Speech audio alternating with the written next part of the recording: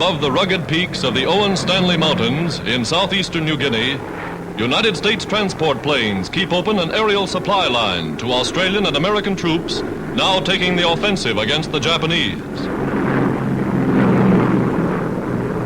Native Papuan villagers stand in awe of the giant friendly transports that swoop in dropping food and supplies from the sky. Supplies that take 6 days to come by land, 20 minutes by air.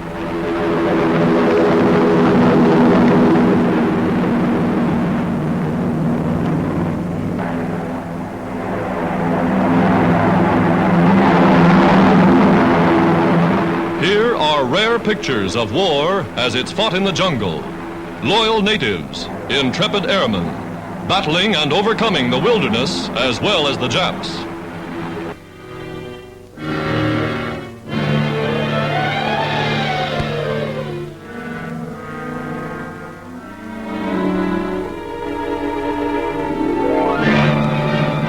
A clean rifle may mean life or death in the jungle. And these are the Australians that defeated the Japs at Kokoda. Now, over trails never traveled by whites, they follow up the attack. Soldiers skilled in all the tricks of jungle warfare. With field mortars and Tommy guns, they blast away at the slightest sound.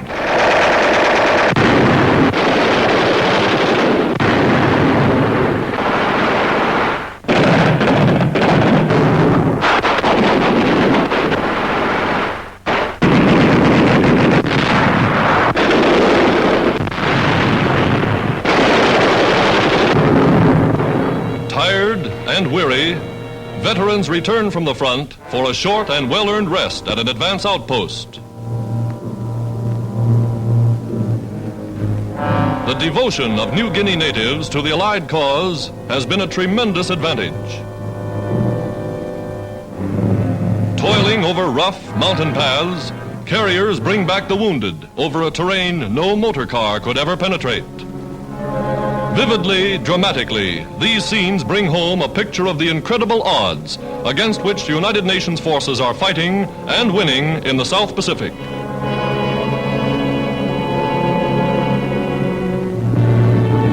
Field hospitals care for minor casualties. Most ask only for a cigarette and a chance to return to the fight.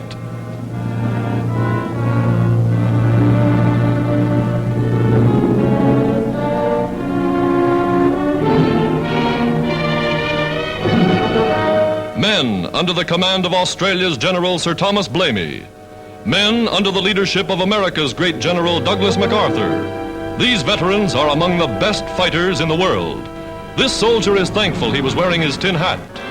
Here upon Australia's first line of defense, it rains almost constantly. Yet even in the heaviest downpour, they push on through ankle-deep mud.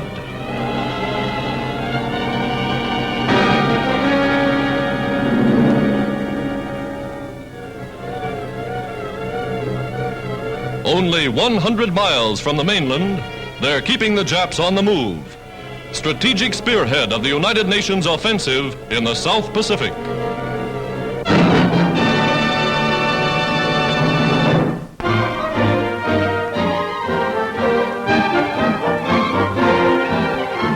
Washington, D.C., the Joint Allied War Council in session.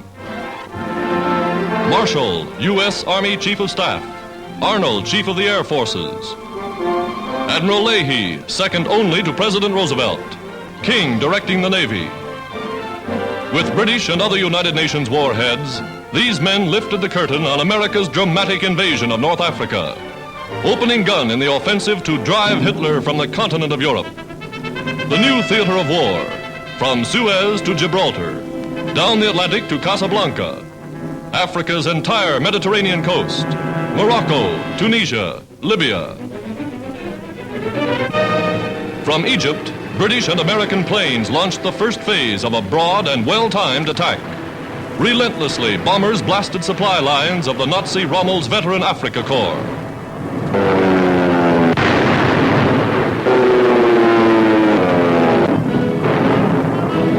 Then, seasoned British Imperials and Colonials, their ranks augmented with French, American reinforcements and American tanks, blazed across the desert in pursuit. Rommel was in retreat. Axis prisoners on the road back. For miles, columns of Rommel's shattered army streamed to the rear. Entire divisions of Italians abandoned by the Nazis as they fled. Timing the blow with the rout of the main Axis African force, America's General Eisenhower moved to take over French North Africa.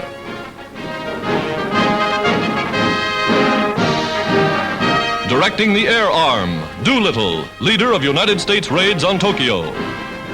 From the White House, President Roosevelt made history with a momentous announcement, assuring Frenchmen that America is fighting their enemy. His message in French was broadcast by shortwave. Nous arrivons parmi vous seulement pour écraser et pour anéantir vos ennemis. Croyez-nous bien, nous ne voulons vous faire aucun mal. Rendez-vous concours où vous pouvez, mes amis, et nous verrons revenir le jour glorieux quand la liberté et la paix régneront de nouveau dans le monde. Vive la France éternelle! Starved and bleeding France well remembers America's shiploads of mercy. To the children of France, the United States has always been their friend. For even while France was being bled white by her German conquerors, the children of Vichy were fed free food and milk from their friends in the United States. This France will never forget.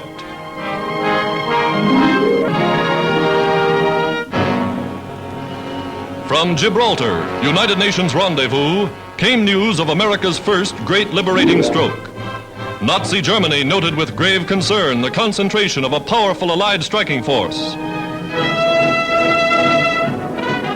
Then, from across the water, came a convoy of ships such as the world has never seen. Transports and warcraft comprising the greatest amphibious operation in all history. Landings followed a formula Americans have well perfected.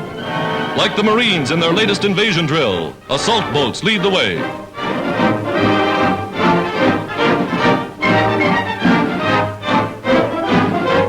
Tanks rolled ashore under their own power.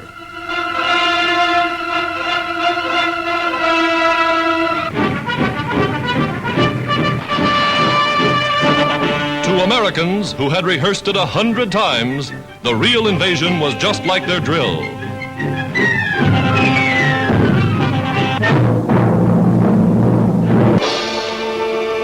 Algiers, Mediterranean key to French North Africa, was showered from the air with leaflets calling on the people to aid the Americans in the fight against the common foe. After a token defense, armed resistance ceased. Oran was encircled. Casablanca fell.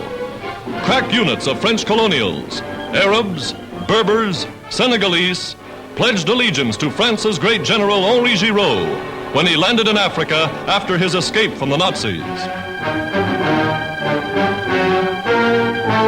Under brave General Giraud, France's African legions have within their power the greatest opportunity of the war to strike a decisive blow for the freedom of France.